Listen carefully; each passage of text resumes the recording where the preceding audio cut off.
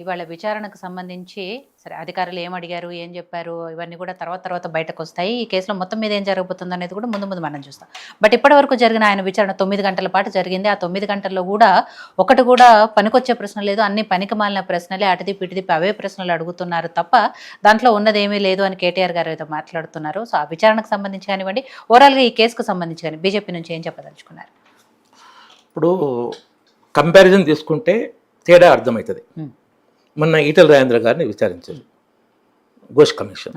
బయటకు వచ్చి నన్ను ఏం అడిగారు, నేనేం చెప్పినా అని చెప్పిండు. ఈ పొగరుబోతు మాటలు మాట్లాడలే. గవర్నమెంట్ పనిలో సిస్టమ్స్ అండ్ ప్రొసీజర్స్ ఆ ఫస్ట్ ఇంపార్టెంట్ పాయింట్. నువ్వు ఏ పద్ధతిలో చేశావు, నీకు జీవోస్ కానీ ఆర్డర్స్ బ్యాంకులో సర్క్యులర్స్ ఉంటాం అటు కానీ ఏం చెప్తున్నాయి, నువ్వు పని ఏ పద్ధతిలో చేసావు ఫస్ట్ ఇంపార్టెంట్. నువ్వు డీవియేట్ అయితే పనిష్మెంటే, కోర్టు చెప్పి కూడా అది.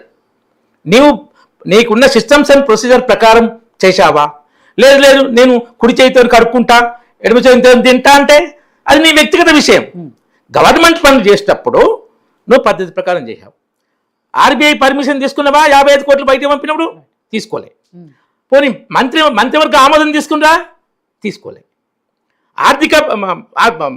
ఆర్థిక శాఖ అనుమతి తీసుకురా తీసుకోలే. వాళ్ళు చెప్పిన ఆఫీసర్లు ఏం చెప్పారు, కేటీఆర్ ఆదేశాల వల్లనే మేము చేశాం. అంతకుముందు దీనికి కూలేశ్వరం విషయంలో కూడా అందరూ చెప్పిందంటే కేసీఆర్ ఆయన ఏదైతే చెప్పుకున్నా నా మానస పుత్రిక కాళేశ్వరం ప్రాజెక్ట్ అని ఆ చెప్పుకుంటూ ఆయన ఆదేశాల ఫోర్స్ వల్లనే. మీరు మాట్లాడుతుండే మధ్యాహ్నం రాలే, అది కూలేశ్వరమే. ఆ మేడిగడ్డ బ్యారేజ్ కాళేశ్వరం దగ్గర కట్టిన మేడిగడ్డ బ్యారేజ్ కూలేశ్వరమే. నేను మొత్తం ప్రాజెక్ట్ అనట్లేదు, మేడిగడ్డ బ్యారేజ్ కూలేశ్వరమే. సరే, మేడిగడ్డ బ్యారేజ్ ఒక చోట కూలింది. ఆ ఒక్క చోట కూలినంత మాత్రం మొత్తం మీరు కాళేశ్వరాన్ని కూలేశ్వరం అంటే ఎట్లా? అది కాళేశ్వరం దగ్గర ఉంది మేడిగడ్డ బ్యారేజ్, కాళేశ్వరం ప్రాజెక్ట్ అనట్లేదు నేను. మేడిగడ్డ మిగతా బ్యారేజ్ కూడా లీక్ అవుతున్నాయి. అన్నారం లీకే, సుందిల్లో లీకే, మిట్మానేరు లీకే. మాట్లాడియండి. సో ఏంటంటే లొట్ట పీస్ కేసు అండు, ఇంతకుముందు కూడా ఎన్నోసార్లు అండు. అంటే వాళ్ళు దోసుకున్న లక్షల కోట్లలో 55 కోట్లు లొట్ట పీస్ అమౌంట్ వాళ్ళకు మనసులో ఉన్నదే. అరే మేము దోసుకుని ఎంత, ఈ అమౌంట్ ఎంత, లొట్ట పీస్ అమౌంట్ కూడా కేసు పెడతారా అని వాళ్ళ ఫీలింగ్. అట్లా ఉన్నప్పుడు అట్లా ఆ నోటి భాష 2 నిమిషాలు నేను ఛాలెంజ్ చేసి చెప్తున్నా. 2 నిమిషాలు కేటీఆర్ను అహంకార పదవి లేకుండా మాట్లాడమండి. నరన అహంకారమే. ప్రధానమంత్రిని లుచ్చావంటాడు, నీ అన్నను లుచ్చాని అని దేశ ప్రధానిని వరల్ నెంబర్ లీడర్ను అంత గలీజు పదాలు వాడతాడు. మర్యాసి గౌడ్ ఏమన్నాడు, అమెరికాలో అంటు చేసుకున్న తోముకుంటున్న ఎదవను వాళ్ళ చెల్లెపల్లికి రాలేని దుస్థితిలో నేను ఇప్పించానని చెప్పిండు. నేనన్న మాట కాదు, మధుయాస్కి గౌడ్ గారని చెప్పిన. పావని గారు ఇప్పుడు ఆయన చెప్పిన విషయాలు ఆయన వ్యక్తిగతం కాదు. ఇందాక కొద్దిసేపటి క్రితం మహేష్ కుమార్ గౌడ్ గారు మాట్లాడిన వీడియోలో ఆయన మాట్లాడారు, మధుయాస్కి గౌడ్ గారు మాట్లాడారు. దాని గురించి ఆయన ప్రస్తావించారు. ఈయన వ్యక్తిగతం కాదు అది. సో ఆయన నోరు తెరిస్తే రాదు. నీకు దీన్ని ఏం ఎంక్వైరీ చేశారు అది చెప్పాలి. అది చెప్పకుండా ఈ పొగరుబోతు మాటలతోని ఆ పదాలు మేము ఎప్పుడు వాడమండి. సోనియా గాంధీ కానీ, రాహుల్ గాంధీ కానీ, రేవంత్ రెడ్డి కానీ, ఎవరైనా కానీ ఇలాంటి నీచ పదాలు వాడడం పద్ధతి కాదు రాజకీయాల్లో. అట్లా వాడకూడదు. ఇంకొక విషయం, మీరు ఇంతకుముందు కేసులు పెడితే రోడ్ల మీదకి ఇంతమంది వస్తారు. ఫస్ట్ సతీష్ అన్నే తీసినది విషయము. నేను సతీష్ అన్న ఎందుకంటే నేను గౌరవిస్తా.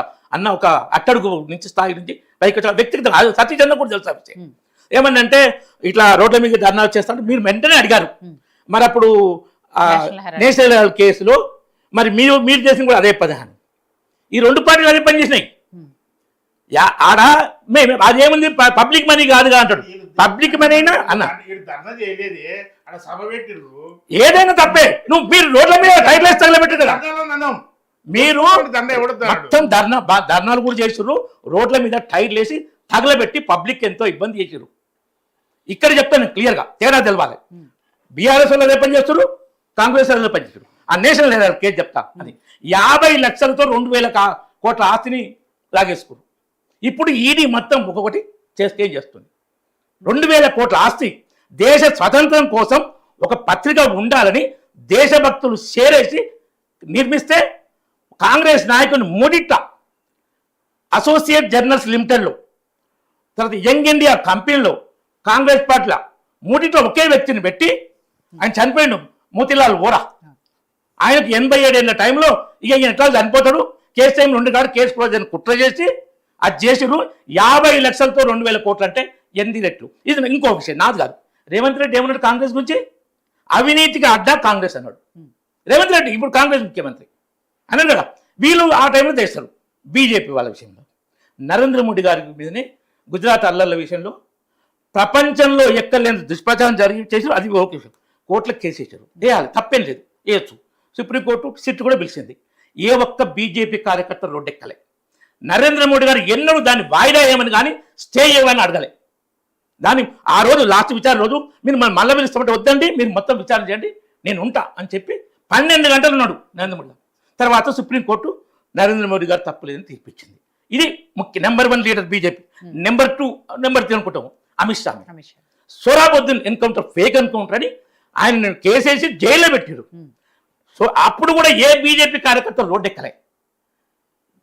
మన అమిత్ షా గారు కూడా స్టే తెచ్చుకోలే, అది దాని వాళ్ళతో కూడా చేయలే, దాని కేసు అటెండ్ అయ్యారు, అది కూడా కొట్టేసారు, తప్పుడు కేసు అని. సో బీజేపీకి ఈ కుటుంబ పార్టీలకు ఉన్న తేడా ఇది. సిద్ధాంతంతో నిబద్ధతతో పనిచేసి తప్పుడు కేసు. ఈటల రాజేందర్ ఆయన అప్పుడు బీఆర్ఎస్ మంత్రిగా ఉన్న పనిచేసింది. ఆయన అదే చెప్పిండు, నేను బీఆర్ఎస్ మంత్రిగా ఉన్న ఏం చేసినా నేను ఆ విషయాలు చెప్పినా అన్నాడు. కిషన్ రెడ్డి గారు చెప్పిండు. ఆయన బీజేపీ ఎంపీగా పోలే కేసుకు, బీఆర్ఎస్ మంత్రి, మాజీ మంత్రిగా బీఆర్ఎస్ గవర్నమెంట్లో తెలంగాణ మాజీ మంత్రిగా వెళ్ళిండు, చెప్పుకుండు.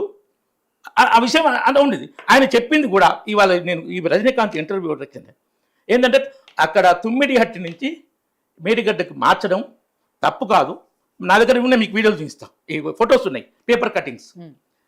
వ్యాప్కోస్ అయితే చేసింది 2005లో 160 టీఎంసీలు లభ్యత ఉన్నా 80 టీఎంసీలకు మించి ఇవ్వలేము. కింద ప్రాజెక్టులు ఉన్నాయి, తర్వాత ఏదైనా తాగునీటి అవసరాలు ప్రమాదం ఉంటుంది కాబట్టి 80 టీఎంసీ కేటాయిస్తాం, అంతకుమించి ఇస్తే దాన్ని మార్చి ఇచ్చిండు వైఎస్ రాజశేఖర రెడ్డి 120 ఇవ్వాలని. అది కట్టేది కాదు, పోయేది కాదు, ఏదో నడిపిద్దామని. అందుగురించి వీళ్ళు కమిటీ చేశారు. ఈటల రాజేందర్ చెప్పిన మంత్రివర్గాల ఆమోదాలతో జరిగింది. మంచాచడే వేరే విషయం. అది తుమ్మల నాగేశ్వరరావు కాంగ్రెస్ మంత్రి కదా, నేను నా కమిటీలో ఉన్నా, మంత్రివర్గం ఉన్నా, నా మీదకి ఏదో మరి ఈటల రాజేందర్ నన్ను కూడా విచారించాలి కదా, ఆయన కూడా విచారించాలి కదా, ఎందుకంటే కమిటీలో ఉన్నాడు, కమిటీలో సబ్ కమిటీ ఉంటా కదా, మరి ఆయనకు నోటీసులు ఇవ్వాలి. కాబట్టి దాన్ని చేయడం కోసం మంత్రివర్గ ఆమోదం లేదంటాడు. ఆ కమిటీ ఏదైతే చేసాడో దాన్ని కాళేశ్వరంగా మార్చాలని ఒప్పుకోవాలి, ఆ విషయం కాదంటాడు, తప్పుడు. కానీ ఈయన స్పష్టంగా చెప్పిండు ఇంటర్వ్యూలో కూడా. ఆ అడిగే వ్యక్తి నువ్వు కేసీఆర్ను, హరీష్ రావును సేవ్ చేస్తుంటే తప్పు. నేను కూడా ఎన్నోసార్లు చెప్పాను ఇంతకుముందు అంటే కూడా, సబ్జెక్టు దేనికి అదే మాట్లాడాలి. ఆ ప్లాన్ మార్చడం వేరు, దాని కన్స్ట్రక్షన్ వేరు.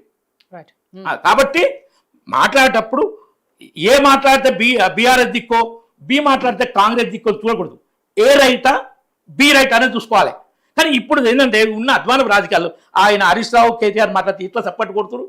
అర్థం పర్థం లేని పొగరబోతు మాటలకు వెనుక ఉన్న భజన పరులు అధ్వానంగా సపోర్ట్లు కొట్టడం అది రైట్ ట్రెండ్ కాదు.